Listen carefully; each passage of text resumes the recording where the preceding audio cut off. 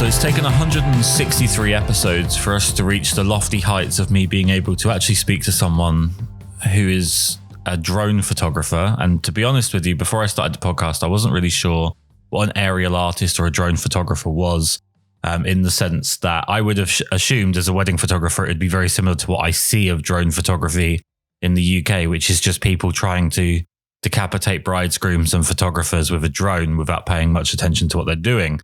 I was put on to the wonderful work of the gentleman that we're about to speak to, and now I'm considering buying a drone if it wasn't for the fact that I live in a country that has terrible weather and is ugly from all angles. So before we talk about all of the different angles of your wonderful work, let's start off with, why did you pick up a camera for the first time? What made you take an interest in photography? Yes, thank you for that colorful intro. So I originally wasn't, a drone photographer. I picked up, my mother's camera, who I think I was around 16, kind of end of high school. She had a DSLR, and I started taking photos, and it wasn't really anything that I thought too much about at the time. Just landscape shots, played around with some street photography, and then I kind of put it down and forgot about it and continued with life and, went to uni, traveled a bit. But it wasn't really until, the release of drones that it piqued my interest again.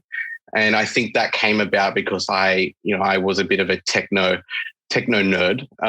So I bought the first Mavic drone, which is the probably the best prosumer drone you can buy, that doesn't break the bank. And right. I set off on some travels and took some photos, and I think that was a time where it was, drone photography was still kind of coming of age. People weren't, it was still more landscape based. People weren't really trying to push into the artistic side of what can be done. And so I was taking photos of, beaches, whales, all sorts of things. It's now kind of definitely more progressed into the more artistic side, which is probably what you see today. Well, first off, as an Englishman, the most exotic animal I see on a daily basis is two pigeons trying to have sex on my balcony. The fact that you said, I just took pictures of whales is beyond infuriating, but I'll let that one pass. Let's talk about the transition then from, like you said, what I guess a lot of people would see as the standard, what people do with drones photography, into the direction that you've gone into with what is, it's even hard to break down, to be completely honest, but what was it that made you go beyond what the standard thing is for people with drones? I in a simply way, I just got bored of the same kind of compositions that I was seeing. And, there was so much vast array with handheld cameras in terms of artistic forms, using so many design techniques, but they weren't being applied to aerial, or very little. I mean, there are some really, kind of back when I started, I took influence from especially one aerial photographer. His name is Kostas Spathis. And, he worked really heavily on, negative space and really minimal photography. And that was the first instance that I was like, there's a whole other side that, can be, looked at in terms of aerial. And then I started to break down, into different subject matter. And, sports was one I started with that really kicked it off. And just the body movements and what they would look like from above. And then I started to apply that same thinking with a lot of different subject matter, with everything from above. And it just became, well, there's so much to do and see. And that was the transition. Well, something that I found after I first started to take photography seriously, I picked up a 135mm lens. I was shooting primarily portraits at that point, and it didn't come off my camera for about 18 months. And I learned to kind of, I started to see, and I still can see in that focal length. I can see exactly what I'm going to get based on my distance from the subject, what I'm going to get in terms of framing, what I'm going to get in terms of subject isolation and so on. You start to it's almost like the lens is attached to your eyes as opposed to the camera. I guess the big problem with something like drone photography for people that are new to it is it's really hard to understand seeing from that perspective, because we just don't. At any point, you just don't naturally see from that perspective. So was it a trial and error thing? Because I mean, the main thing that really jumps out to me about your work, genuinely speaking, is I'm kind of baffled at how you plan compositions and how you learn to compose, other than just through trial and error, which I feel like would be a really lengthy process. But like, again, if you enjoy the process, I don't think that's a problem. What was the process of learning to see from that perspective? Yeah. So I think I went back to the roots. When I started, one of my first jobs was a product designer, and I think those kind of rudimentary design principles I started to utilize in my photographic work. And I think you hit the nail on the head. It was trial and error, and that's many of the compositions more that stood out to me was the more repetitive forms that I found, and that I think as humans we're quite drawn to these types of symmetry and repetition. I feel like there's a sense of home there. And so once I kind of cottoned onto that, and I was getting really good feedback around my imagery, that's when I started to dive deeper into it. So yeah, that I suppose that is how, and what you say is totally correct about you start to see as your lens would. And I now start to start drawing these concepts just on my phone, just on my notepad, because ultimately it is like drawing stick figures and trying to figure out where they look best, and right. What kind of motions would look the best, what kind of shapes. A lot of my stuff is quite geometric, so. Yeah, you're right. That totally, you start to think about your compositions before you even execute them. I think it's pareidolia, where like the humans are always looking for repeating patterns or looking to solve what they think is a repeating pattern. And it's definitely I think portrait photographers have been living off the back of that for a century, because if you take a picture of someone's face, humans are just naturally interested in it. Even if it's not a particularly good picture, I think a lot of us get away with it based on that. If I could just ask, like, the potential issues that you can run into when it comes to, you go out with the intention to take images, and I'm honestly just trying to learn about how you problem solve, what problems can come up with this. Because one thing with your images, they're incredibly clean, and I live in a country that's not. So I imagine it might be down to just my surroundings, where I'm just fascinated by anywhere that's like neat and tidy and geometrically sound and well designed and colorful, and that there's actually a sun. But what problems can you run into with aerial photography in terms of the frame, the composition, maybe things just not lining up? What's the bad things that you have to deal with? Yeah. So I mean, in terms of location scouting, I am very specific in where I want to actually photograph, and they'll often be very clean types of places. But also there's the whole post-production of my work as well, and I composite quite heavily, and I think that's the biggest part to making my images as clean as what they are. I would love to say they're all natural, but at some points they aren't, and that's my own frustration in finding places that are purely right for what I want to take. However, there's one series that I have called Utopia, and it was just like the perfect amount of perfection. There were dunes, sand dunes just north of Sydney, and the night before it rained perfectly. And so the morning we woke up to go shoot, the sand was just absolutely flat, and it was just a wonder to shoot on. And so you kind of take moments of luck as well. But ultimately, there is a huge cropping element to it with my work. And, I'll often use 1/3 of my frame just to really narrow down and remove anything excess that I just feel is detracting from the frame. And I think that's been a strength with my imagery.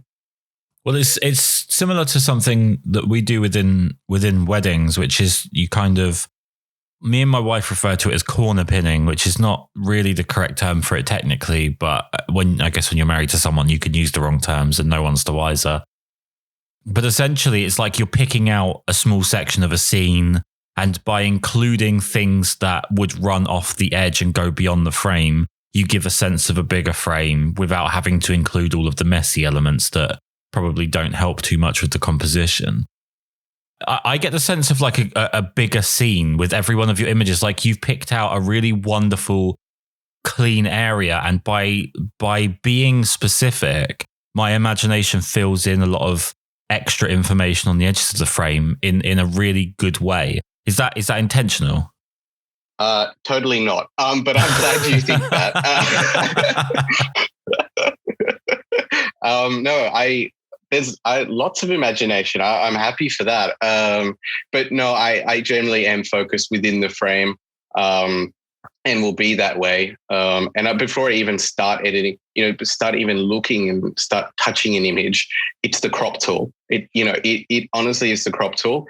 And I take, sometimes, 30 minutes just kind of playing diagonal, different crops, one-on-one, like just finding what is the perfect, where do I want the subject? Is it, do I want some leading line through it? Do I, all these things that I'm kind of, tossing up in my brain where to start. So yeah, the frame is probably, the thing I concentrate on the most. Well, talking about the frame, I've noticed that not all, but a lot of the images I've seen feel a lot closer to square format or are like one-to-one aspect. Mm. And is that to play into the symmetry of the image as much as, because I find square aspect ratio to be a nightmare for my brain to compose in, and it's purely down to my mental deficiencies. But with you, it feels like it's as big a part as the subject in terms of the aspect ratio that you're cropping in. Yeah, totally. I think I've now gone to one square more heavily, around 50 to 60% of my images are now square, and I think that gives me just that symmetry aspect that what I need to aim for. So yeah, but yeah, I would say around that kind of thinking that square is just as important as any other for me. I mean, you say symmetry. But to be honest with you, and I'm not going to criticize you on your own work because you obviously know significantly better than me, but my favorite images of yours are actually kind of the ones that fight the symmetry and are asymmetrical. There's especially some pool images that are asymmetrical it's the juxtaposition of certain elements really just makes the image sing to me. One thing I find with my own photography is I get drawn to particular elements that make me think a photo is, and I'm probably just shitting on my own work here, but it makes me get drawn to elements that maybe don't make for the best photo, but that I personally like seeing in other people's photos, or I've become drawn to with images of mine that have previously worked. And I have to almost train myself out of repeating potential errors, things like that. With your work, are you drawn specifically to the symmetry and you have to kind of train yourself away from being too excited by the symmetry to be able to see whether or not the image is going to work? I think I start with somewhere in symmetry, and then I kind of work with different, there is an also a love with asymmetry. I'm not saying I'm totally, bought in on the symmetry aspect. I think it's very important, but I have many images that are asymmetrical. But I feel that I also cannot, something in me that cannot, replicate an image even in its similar context. So in construct. So yeah, it's a good question. I really haven't thought about too much. I don't analyze as I'm working at all. And that voice doesn't speak to me too heavily as I'm editing. But yeah, it's good to know. Good. It's nice to hear these little pickups from people that view my imagery that I wouldn't think about. Well, I think my problem is that I'm psychotic and I overanalyze everything to a degree where I think I haven't slept. I don't think I've slept since about 2007. So that probably explain a lot.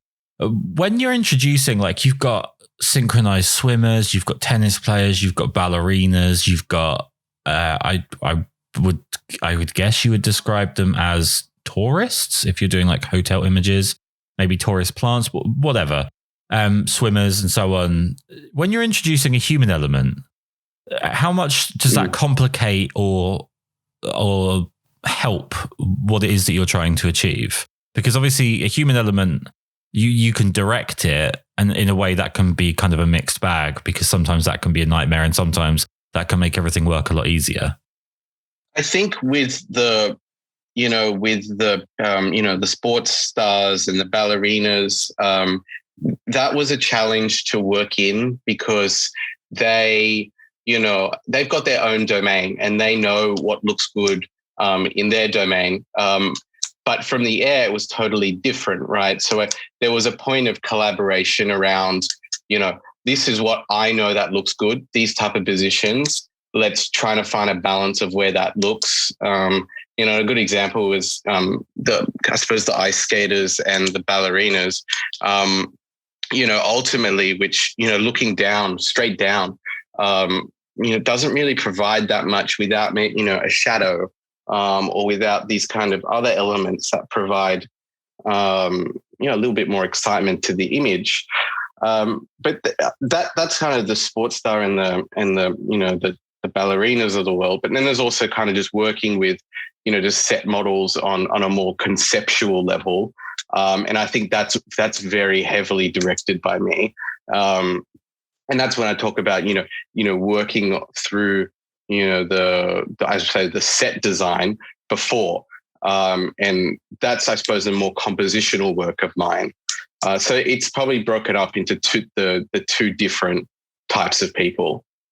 Well, with your overall portfolio, and it's always for me, because of the psychopathy, I'm very, very concerned with an overall body of work as much as I am with individual images. And I know a lot of people get very hung up on, they'll like one particular image by a photographer and they'll not be fussed if other things don't line up with that original image in some way. I like real stylistic consistency. I like to see a body of work as opposed to one image, purely for just because of my own mental defects.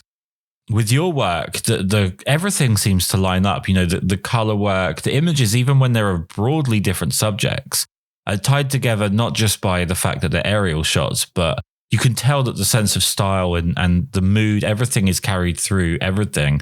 You say you're not thinking about or analyzing these things as you go through the shooting or editing phase, but maybe I'm just completely insane, but I'm really reading from your work that there is a real attention to detail in making a style, making a bigger body of work than just the image you're taking at the time.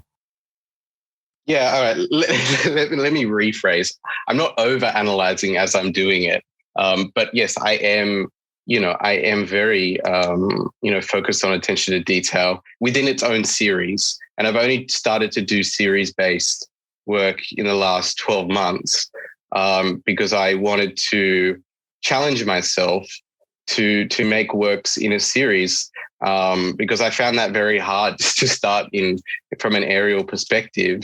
And I saw other aerial photographers, do, like more landscape work from, helicopters, and they were series. But I really wanted to do it for myself. And I don't try to, I suppose, I have I would say that I would say that nearly every photographer has a certain style about their work. but I don't try and mesh the styles between each series. Well, I'm looking at your images of. I'm going to embarrass myself and say it looks like Sydney Opera House, but when you're seeing something from above, it's really hard to not. Oh yeah, it is. Yeah. Yep. Okay, I feel fine It now. is. I don't feel as stupid as I was worrying I was going to. I mean, they're very abstract. So yeah, I mean, but for me, it's as architectural photography, it's much improved on, I think, seeing something from the perspective that we all see it from anyway, which is something that really jumps out to me. Regardless, anytime you're showing something people are seeing on a daily basis, regardless of if you actually get to see the Sydney Opera House on a daily basis, we've all seen it. And when you get to see it from a different perspective, that's what is going to hold people's interest, especially in a day and age when people have absolutely no attention span. But the thing that jumps out to me is light. And it's usually the most forgotten element of photography, I feel like, with people that are getting into it or people that have been doing it for a while and are not seeing much progress, that they kind of lose sight of the importance of focusing on light. Is there a particular time of day that really works well? I mean, I noticed with these Sydney ones, it feels like we're going for a bit of an evening time because there's a pretty decent fall off one side to the other. There's shots of people in the pool which really feel like they were shot at midday because of the complete lack of shadows. There's images of ballerinas with what feels like very, very low to the ground light, which is casting really long shadows. I mean, is it just a case that you can just shoot in anything because of your position? I wouldn't agree to that. I think I do think about light quite heavily. I have a lot of my work does use shadow play. So, I use a tool depending on the series and what style I'm looking for. I use that very nerdy tool. I don't know what it's called Calc Sun or whatever it is, and right. You can put in the time of day and it will show you the shadow length. Right. And that's something I use for, say, something like the ballerina, where I knew I wanted that shadow, or I definitely something like that. So I shot later in the day or in the morning, whatever it was, right? But I would say mostly now it's more towards, the middle of the day, especially the synchro swimmers, because I didn't want any shadows. But that was more the constraints of the pool, and I had other things around it. So, but the opera house concept, I hadn't really seen that more dark side. One of the images called, the dark side of the sail, obviously inspired by a very famous album. So I wanted to, just explore what that would look like. So that was very early in the morning, when it had the one side was, heavily lit and the other side was nice and dark. So, light is definitely something I consider, but less now than it was at the start. I think as, amateur photographer, you're trying to think about all the different things, light, what time of the day I'm going to shoot. And I think now I'm less focused on that and more focused on, actual compositional elements. If I can continue to play the idiot on this, back in, I think it was 2019 in England, we had huge issues with people flying drones over airports and literally shutting down the airports for a substantial period of time. There were threats of it being, as bad as being treason, and people wanted these people hung and whatever, because I guess you delayed people's 3-hour flight to Marbella so they can go and drink until they forget they have a family or whatever. What are the restrictions, I guess, in Australia and just generally in terms of like legal stuff that you can and can't do with a drone? And then on top of that, what about yourself? Are you careful to do or not to do as a drone pilot? Yeah, common question with drones. So trying to answer this the best way I can.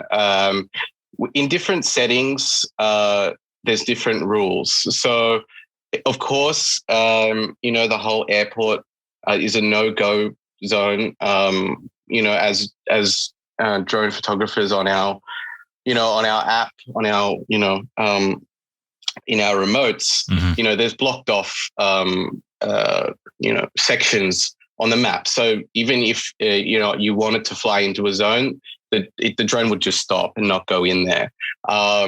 So that has been dealt with. I mean, people still can fly in with their FPVs that aren't kind of regulated, and that's still a problem. But that's not in my realm. And then there's a common criticism of my pool work is that, well, isn't that taking pictures of pools that close illegal?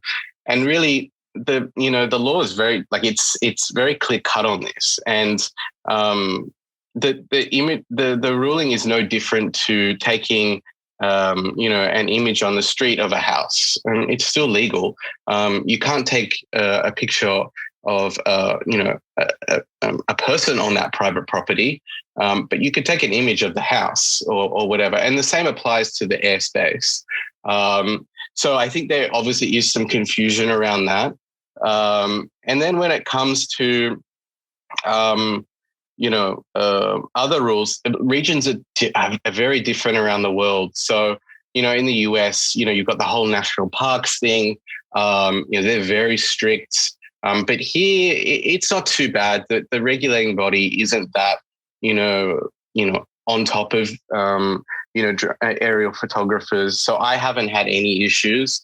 But, it's ever evolving. So again, this is one of the great things about doing a podcast is that I get to enjoy someone's work and then just see how horrendous my perception of that person is away from the reality of what their life is actually like. And I build up these ridiculous ideals of they must be like this, or they must think like that, or this must be the way that they go about things. And I get to learn how completely clueless I am about everything.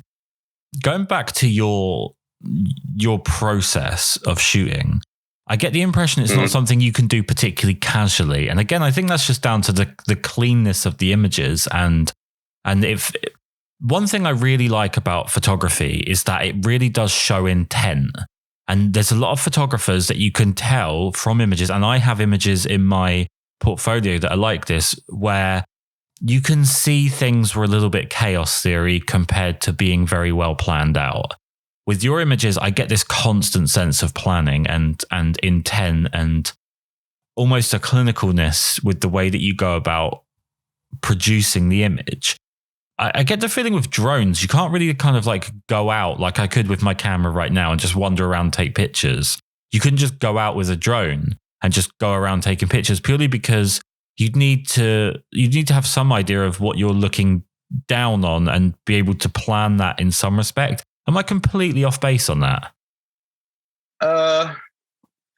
No, I wouldn't say you're totally off. I mean, most of my images now are very well planned, but there's some in my catalog, more recently that, were taken at a huge pool with, just on a day out in summer.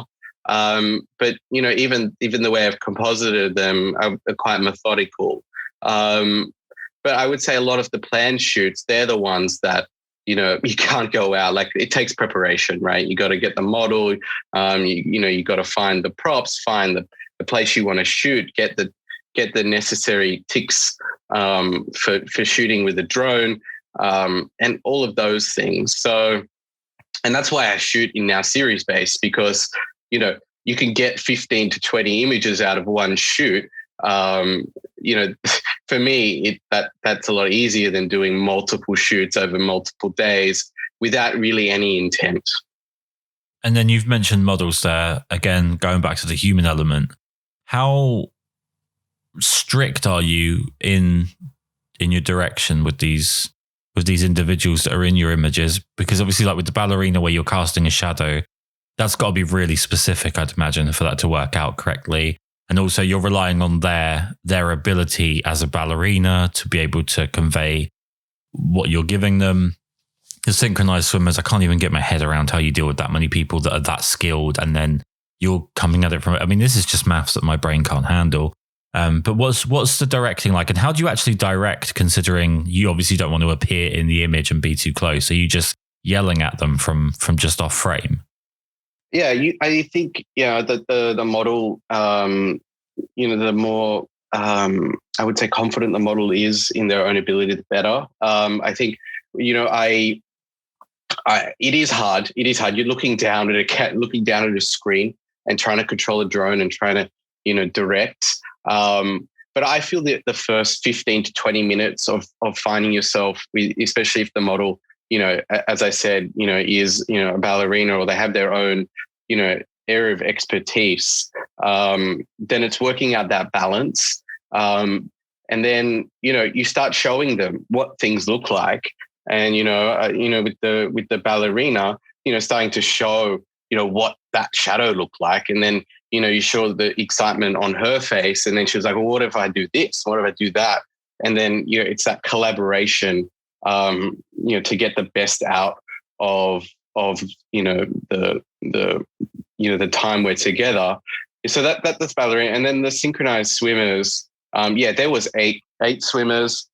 So already just like a total, it was really hard, but it made it a lot easier with, there was a choreographer there that was the team, coach. And so I was working with her. She was next to me and she had the loudspeaker and she was directing the swimmers into the different positions. Right. And so, I was more liaising with her rather than, choreographing the swimmers.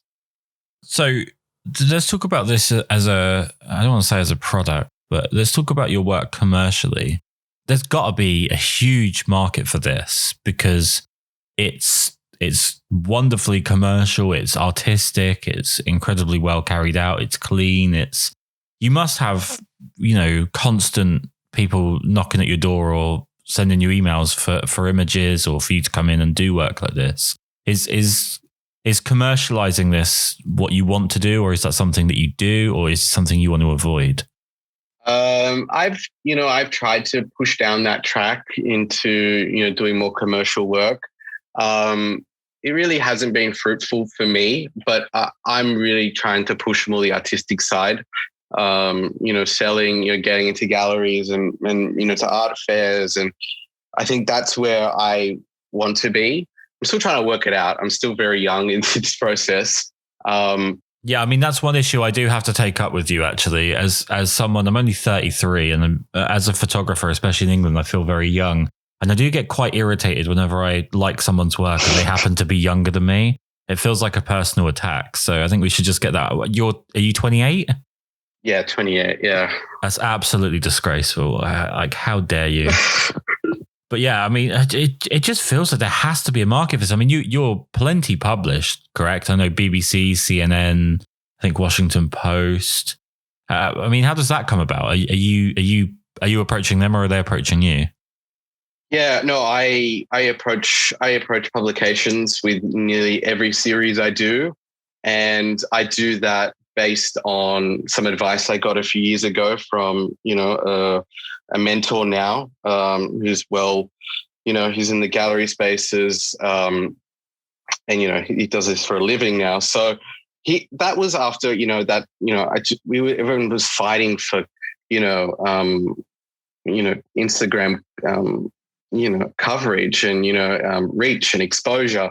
And, it was by the time, 3 years ago, and if you're on Instagram 10 years ago, like that was the perfect opportunity for growth. But, a lot of people can get quite frustrated in Instagram. I'm of the opposite opinion that Instagram doesn't really owe me anything. Right. I treat Instagram as a portfolio.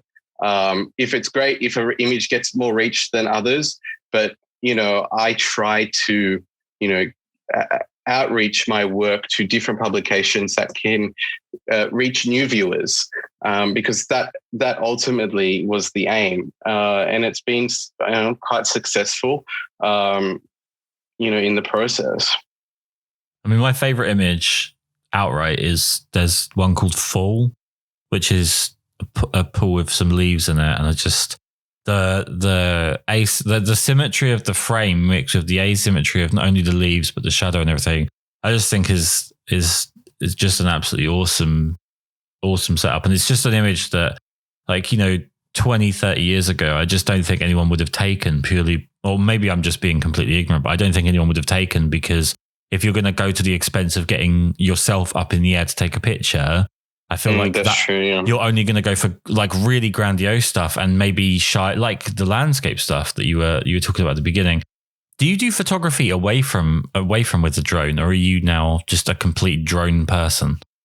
No, I don't do anything that doesn't have a propeller. I'm looking at like your print section, and there's something to this. I'm the worst landscape photographer on the face of the earth, the worst by a country mile. I've been to the most beautiful places, and I always come back with photos that look like a mum's taken it with their phone. Like, it's just never good. Mm. You're in Australia, so you don't really have the right to want to go anywhere else because you don't live in England where you're just miserable 24/7. But is there anywhere that you're really desperate to go and ply your craft? Because do you know what I really do see? I see, if I was a billionaire, I'd pay you a bit of money and just drop you in an Arabic country, because the architecture there, the light, I feel like you would get so much from that. Is there anywhere that you're really itching to get to? Yeah, multiple places for different series. I think you brought up a good one of the UAE. I've always wanted to do the Louvre there. I have a concept in mind that I'm itching to do. In the same kind of realm is the art and science. Is it art and science? I think it's the art and science building, or what do they call it?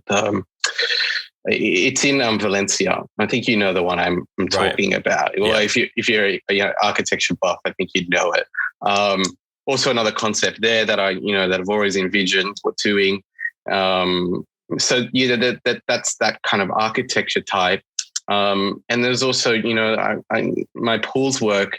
I'm looking to do a book very soon, and I want to get to Palm Springs and Mexico City, and these Mexico, parts of Mexico, not so much Mexico City, but parts of the of Mexico that are just beautiful for their pools, tessellated tiles and stuff I haven't got yet in my pool series. So there's multiple places I want to go to. And it's funny, all of this, pools, all of this series started actually, as we locked down, and I haven't been really able to go and to take pools that really aren't, in the Southern Hemisphere. Do you feel like the lockdown and the bullshit of the last 15, 16 months, do you feel like that's helped you focus on getting the most out of what you can work with because you can't get out and go to all of these different places? Do you think that's made you kind of focus in on your craft a little bit more as opposed to being location focused? Yeah, I think it's definitely something that I think has contributed. But I also think, I try and create my own constraints to my photography. And if you create these constraints, and for me, for example, only shooting with a propeller, for example, you can really start to test yourself. And I think the more variables you have as any creator, the more likely you are to really, start to, go off balance or try and, be less focused. And that is like a rule I apply to myself, that I set these really harsh constraints on myself to push myself. And whether or not COVID has done that implicitly or not, but it's something that has helped me create. Well, something I can guarantee 100% is that there's going to be at least a couple of individuals that listen to this that are going to be going straight over, looking at your work, and then probably have a similar feeling to me in the sense of wanting to go and pick up a drone themselves, and in my case, fail miserably at attempting to do any of this. For people that see your work and are naturally going to be inspired by it and want to get into drone photography, do you have any advice for people that are picking it up for the first time? Yeah, do the demo to start so you won't crash like I did. But really, you are bound to crash, so just take that in mind. Advice for drone photographers. Yeah, I think I see a lot of the same in the aerial space, and I would love to see definitely more artistic expressions of drone photography, and that's something that I think there's just a huge market for.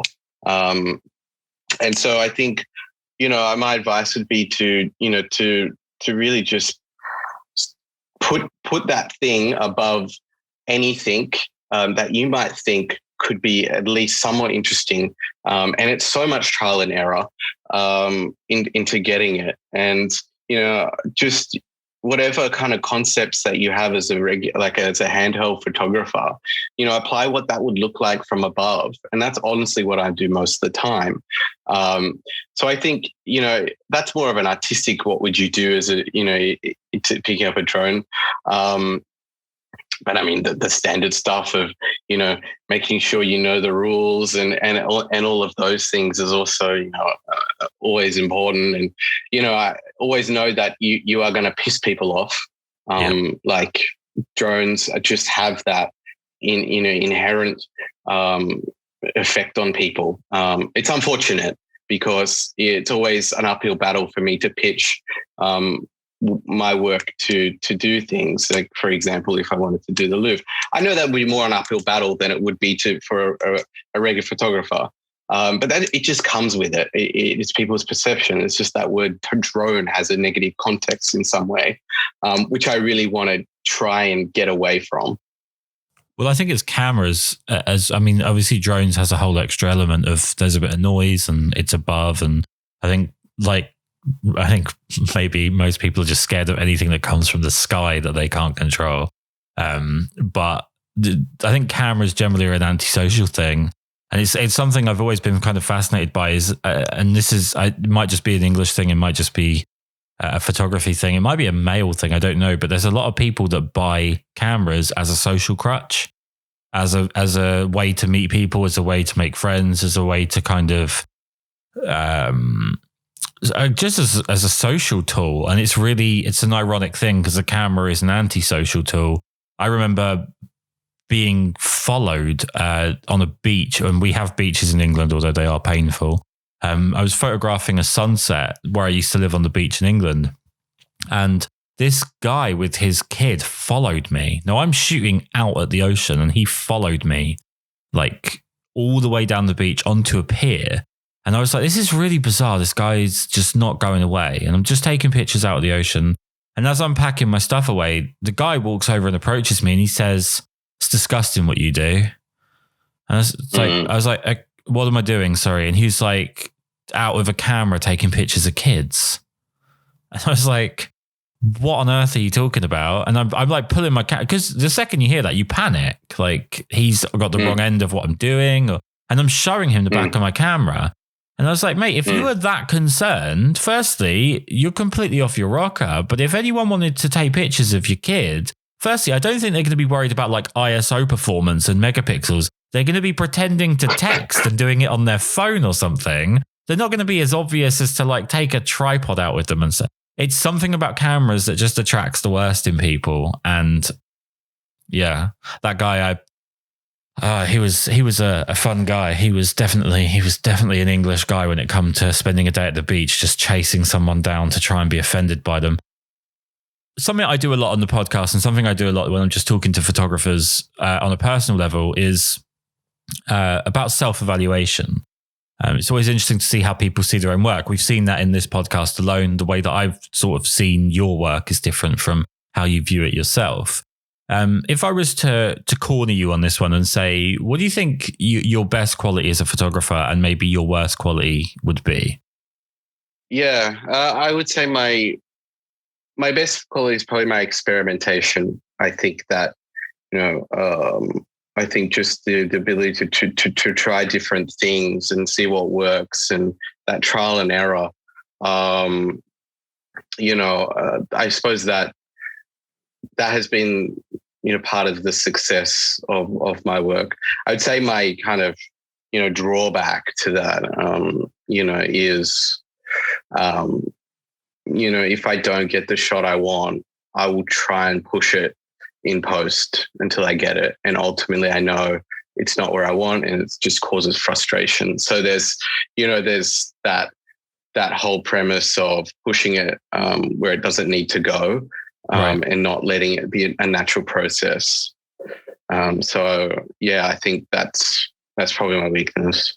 Well, something I avoid at all costs with the podcast, and definitely in day-to-day conversations when photography comes up, is talking about gear. I'm not a particularly big gearhead. I think mostly because those of us that photograph on land, we seem to pick a brand with which to shoot and then spend the rest of time arguing with each other about why the one that we picked at random when we didn't know our ass from our elbow is better than everyone else's. And it's a completely futile thing. It's boring. It's like I always say to people, they're all made by the same kids at this point. So it really doesn't matter which brand you use, or getting offended or getting brand loyal or anything like that. But what I do know for sure, compared to any other podcast I've done, is that I'm going to get messages from people. And I imagine you might, if I don't ask this question, about what gear you use. Now, I know DJI bought Hasselblad, so I have a little bit of an issue with DJI potentially ending what might be one of the most famous camera brands in the world, especially the one that went to the moon. But I'm assuming you must be shooting DJI, because I don't know of any other brands in the market. But for people that will be inevitably interested in what you use to do what you do, what's the gear? Yeah, I'm also not a gearhead, so we're speaking on the same terms. I see cameras as a tool just to get what I want, and I don't really think too much more about it. So I use the DJI Mavic 2, and so that's got the 20 megapixel camera. I think it's got up to 12 stops.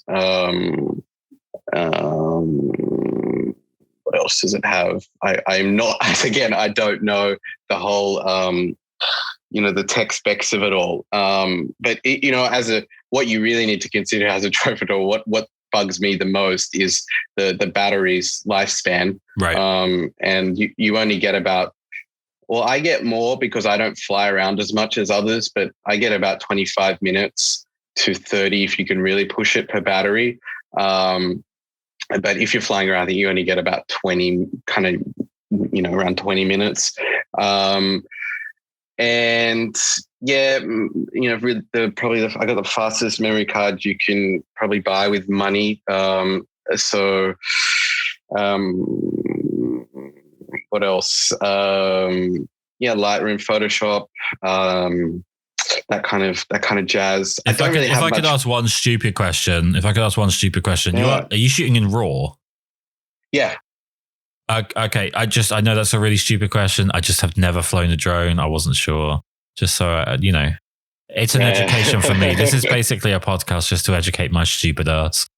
I mean, I think we've covered everything. I find this fascinating. We need to make sure the most important part of the podcast is that I push as many people as possible towards your work. Where's the best places for people to go and see the wonderful images that you create? Yes, so you can find me on Instagram at Brad's Canvas, and you can find more information on my website at bradscanvas.com. That's the best place to find me.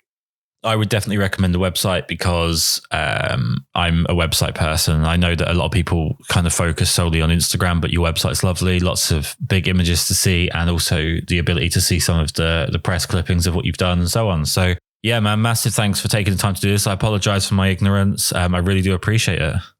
Yeah, no, it's been lovely hearing your love-hate relationship with Britain. It's Where was the love? Where was the love? I don't know. I've got to find it. But yeah, it's been great. Thanks for having me on.